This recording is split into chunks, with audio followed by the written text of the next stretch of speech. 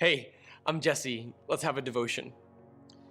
I want to come from the book of Titus, and I'm only going to read just one verse. We're going to go through this book in the near future in our study plan, but for now, I just want to point out one thing that Paul was doing while writing this book and where this relationship came from, where it indicates about your own evangelistic life. This is Titus chapter 1, verse 5.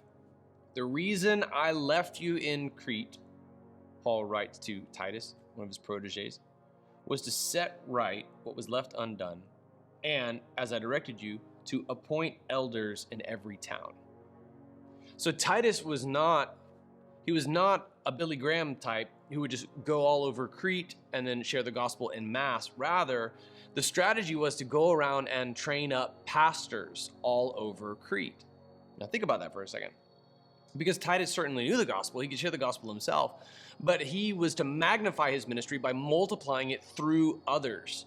And then what follows is another set of qualifications for pastors in the book of Titus. It echoes the same kind of qualifications that Paul gave to Timothy. There are some subtle differences, but the basic idea is the same.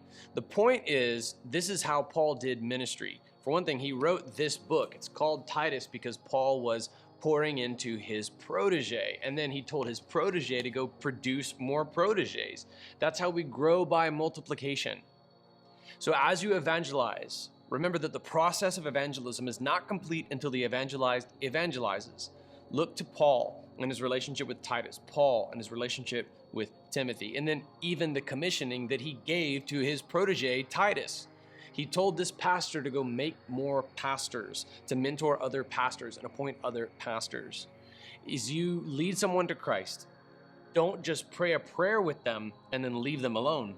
That's abandoning them. Rather, you equip them to go out and do the same. Now it's your turn to go and appoint others. And the really, really electrifying possibility here with this is that what if the person that you lead to Christ leads 30 people to Christ, 60 people to Christ, 100 people to Christ? Here's the biblical model.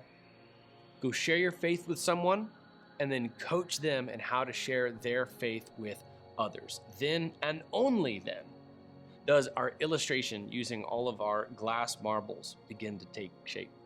Are you ready? Go.